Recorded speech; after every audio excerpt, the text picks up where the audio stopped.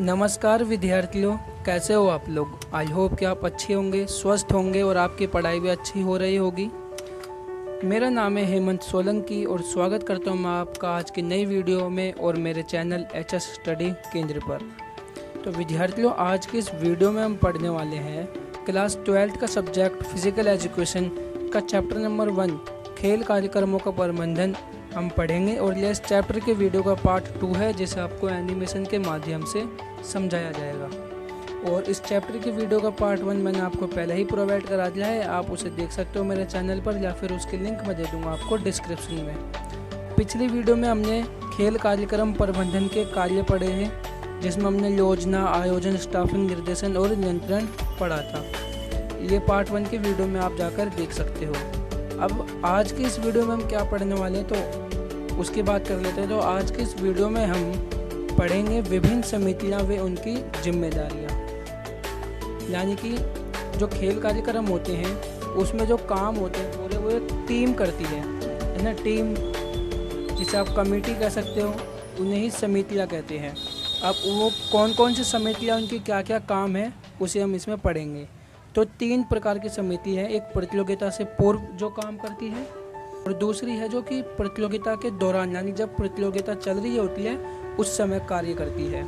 और तीसरी समिति होती है प्रतियोगिता के बाद की समिति, यानी कि जो प्रतियोगिता जब खत्म हो जाती है, जब जो समितियां काम करती है वह समितियां। यह 3 प्रकार की समितियां होती हैं, लेकिन इन तीनों में भी बहुत सारी समितियां होती हैं जिसे हम आगे पढ़ेंगे जब आपको अच्छे से समझ आ जाएगा। तो सबसे पहले हम देखते हैं प्रतियोगिता से पूर्व यानी कि पहले की समिति है। यानी कि जो प्रतियोगिता शुरू होने से पहले जो समितियां काम करती है कार्यक्रम को पूरा करने के लिए, वह कौन कौन सी समितियां उन्हें देखते हैं। तो सबसे पहली समिति है आयोजन समिति, दूसरी समिति है वित्तीय समिति, तीसरी प्रचार समिति, चौथी तकनीक समिति और 5वीं समिति है क्रय समिति। ये 5 समिति को अब हम आगे एकदम अच्छे से इनके कार्य जानेंगे कि इनके क्या क्या कार्य हैं। तो सबसे पहले हम देखते हैं आयोजन समिति, जिसे हम इंग्लिश में बोलते हैं ऑर्गेनाइजिंग कमेटी। तो सबसे पहले इसका कार्य देखिए, खेल प्रतियोगिताओं का आयोजन तथा संचालन करना। यह इसका कार्य क्या है कि खेल जो प्रतियोगिता होती है उसका आयोजन करती है और उसको आगे बढ़ाती है, उसका संचालन करती है। यही कार्य होता है आयोजन समिति का। और इसके अलावा आप बता सकते हो कि विभिन्न उप समितियों के जो अध्यक्ष होते हैं वह इसके सदस्य होते हैं। यानी कि जो बाकी समिति हम पढ़ेंगे उन सबके जो अध्यक्ष हैं ना, वह इनके सदस्य होते हैं। अब देखते हैं हमारी दूसरी समिति जो कि है वित्तीय समिति, जिसे हम इंग्लिश में फाइनेंस कमेटी बोलते हैं। अब जैसा कि इसके नाम से इसका काम का पता चल रहा है कि इसका काम क्या होगा, इसका काम होगा पैसों से रिलेटेड। यानी कि इस समिति का मुख्य कार्य टूर्नामेंट के लिए वित्तीय प्रबंधन करना होता है, यानी कि पैसों की व्यवस्था करनी होती है और सभी प्रकार के वित्तीय प्राप्तियां, व्यय, इन सब का लेखा जोखा बनाती है तथा बजट बनाती है। यानी कि यह इन सब का लेखा जोखा बनाती है, ब्यौरा बनाती है कि हमें कहां से पैसे प्राप्त होंगे और कहां पर हम उन्हें खर्च करेंगे। तो ये सब जो कार्य होता है वो होता है वित्तीय समिति का। तो आई होप कि आपको ये समझ में आ गया होगा। तीसरी जो समिति है टूर्नामेंट से पूर्व की समितियों में, वो है प्रचार समिति, जिसे इंग्लिश में कहते हैं पब्लिसिटी कमेटी। तो इसके भी नाम से इसका काम का पता चल रहा है। तो उसका काम है टूर्नामेंट का प्रचार करना, यानी कि एडवर्टाइजमेंट करना कि टूर्नामेंट किस दिन है, किस समय है और कहाँ पर है। इन सब के बारे में सूचना जो है लोगों तक पहुँचाता है, जिससे कि लोग वहाँ पर टूर्नामेंट को देखने के लिए जाते हैं। चौथी समिति है तकनीक समिति, जिसे हम इंग्लिश में टेक्निकल कमेटी बोलते हैं। इसके भी नाम से इसका काम का पता चल रहा है कि इसका कार्य होगा जो भी तकनीकी व्यवस्था करनी होती है खेल कार्यक्रम में, वो मुख्य कार्य होता है खेल उपकरणों की देखरेख करना और उनकी व्यवस्था करना, जिसमें खेल के मैदान की देखरेख करना, वहाँ प्रकाश व्यवस्था करना यानी कि लाइट वगैरह की व्यवस्था करना, और भी कई सारी जो तकनीकी व्यवस्था होती है वो सब तकनीक समिति करती है। अब देखते हैं हमारी 5वीं समिति जो कि है क्रय समिति, जिसे इंग्लिश में हम कहते हैं परचेस कमेटी। इसके भी नाम से इसका काम का पता चल रहा है कि ये इसका जो काम है वो होगा खरीदने से रिलेटेड। यानी इस समिति का मुख्य जो कार्य होता है वो होता है टूर्नामेंट संबंधी सभी वस्तुओं तथा खेल उपकरणों की खरीद करना और उन्हें जो है उपलब्ध कराना। यह इस समिति का मेन कार्य होता है। तो हमने टूर्नामेंट से पूर्व की समिति जिसमें 5 समितियाँ काम करती हैं उसे पढ़ लिया है। आई होप कि आपको समझ में आ गया होगा, और अगर आपको समझ में आ गया है तो मुझे कमेंट में ज़रूर बता देना। अब हम देखते हैं टूर्नामेंट के दौरान की समितियाँ, यानी कि वह समितियाँ जो कि जब टूर्नामेंट चल रहा होता है उस समय कार्यरत होती है, यानी उस समय काम करती है। तो इसमें हम कौन कौन सी समितियाँ पढ़ेंगे, तो इसमें हम कम से कम 10 समिति पढ़ेंगे, जिसमें सबसे पहली होगी स्वागत समिति, दूसरी होगी परिवहन समिति, तीसरी होगी भोजन तथा आवास समिति, चौथी होगी सजावट तथा समारोह समिति, पांचवी होगी पुरस्कार समिति। लेकिन आप बिल्कुल मत घबराइए, ये दिखने में 10 है लेकिन मैं आपको इस तरीके से पढ़ाऊंगा कि आपको आसानी से याद हो जाएंगे। छठी होगी उद्घोषक समिति, सातवीं होगी खेल मैदान व उपकरण समिति, और आठवीं होगी रिफ्रेशमेंट तथा मनोरंजन समिति, नौवीं होगी ऑफिशियल्स के लिए समिति, और 10वीं होगी प्राथमिक चिकित्सा समिति। तो इन्हीं 10 समितियों को हम अब आगे पढ़ेंगे बिल्कुल डिटेल में और अच्छे से उनके कार्यों को जानेंगे। चलिए देखते हैं सबसे पहली समिति, जिसका नाम है स्वागत समिति, जिसे हम इंग्लिश में बोलते हैं रिसेप्शन कमेटी। तो जैसा कि इसके नाम से इसके काम का पता लग रहा है, तो इसका काम होगा कि टूर्नामेंट में जो आने वाले अतिथि हैं, जो मेहमान हैं, उनका स्वागत करना। जितने भी मेहमान आते हैं उनका स्वागत करना इस समिति का कार्य होता है। दूसरी समिति है परिवहन समिति, जिसे हम इंग्लिश में बोलते हैं ट्रांसपोर्ट कमेटी।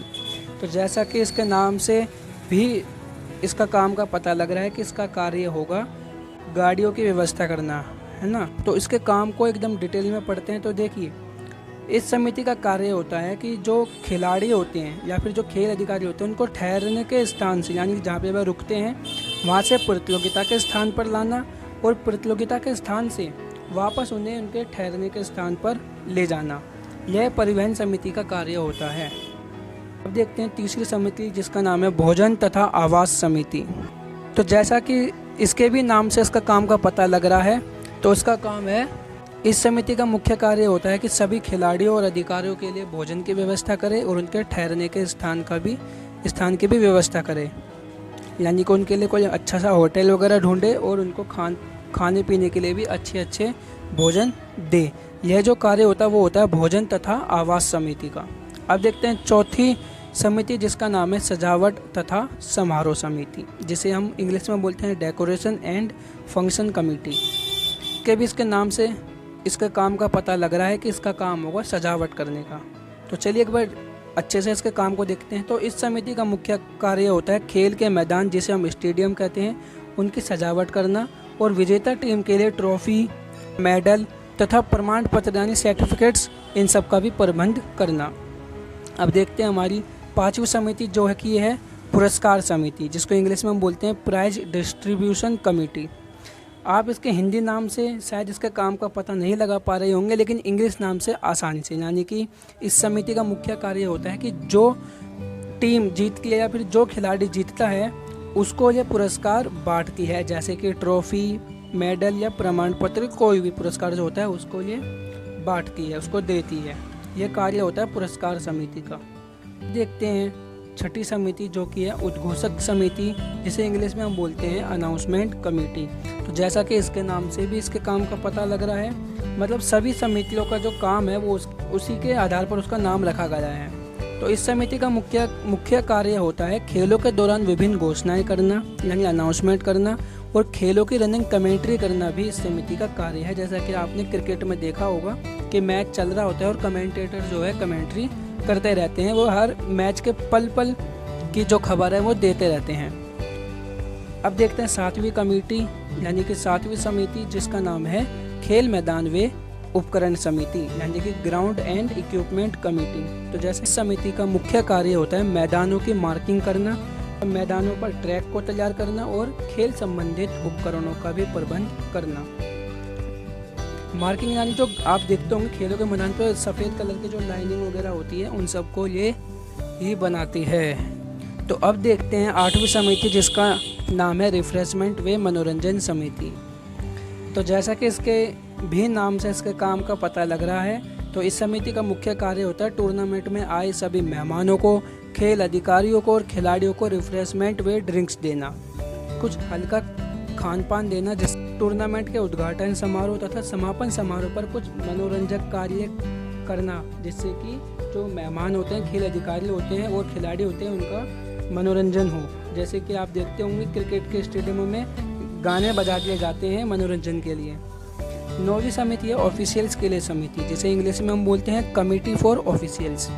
तो इसका कार्य क्या है उसे हम जान लेते हैं। इसका कार्य इसके नाम से आपको शायद पता नहीं चलेगा। तो इस समिति का मुख्य कार्य होता है प्रतियोगिता के लिए रेफरी, जज, रिकॉर्ड कीपर, ट्रैक अंपायर्स या टाइम कीपर आदि का चयन करना और उन्हें नियुक्त करना। यानी कि जो आप देखते हो खेलों में जो अंपायर होते हैं, जो जज होते हैं, इन सबको जो नियुक्त करने का काम है वो होता है ऑफिशियल्स के लिए समिति का। अब देखते हैं हमारी 10वीं समिति, जिसका नाम है प्राथमिक चिकित्सा समिति, जिसे इंग्लिश में बोलते हैं फर्स्ट एड कमेटी।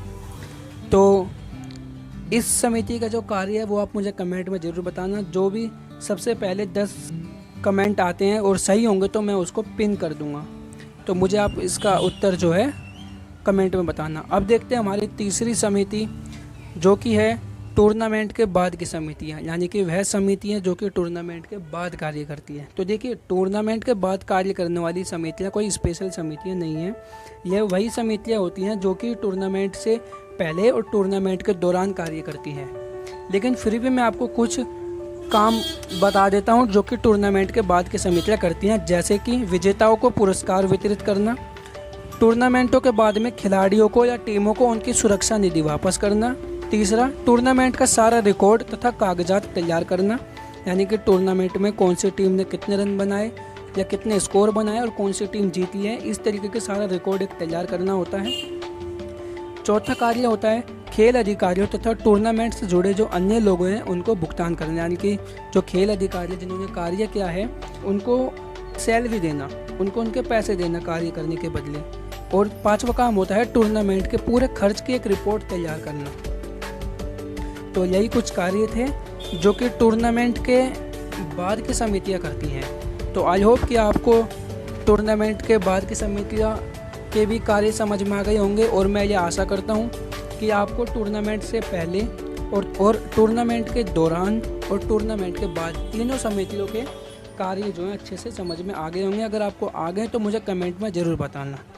और आपको वीडियो अच्छी लगी तो वीडियो को लाइक करना, शेयर करना और चैनल को भी सब्सक्राइब कर देना और बेल आइकन को भी ज़रूर दबा देना, ताकि आने वाली नई वीडियो का नोटिफिकेशन सबसे पहले आपको मिले। तो मिलते हैं किसी और नई वीडियो में, जब तक के लिए जय हिंद, जय भारत।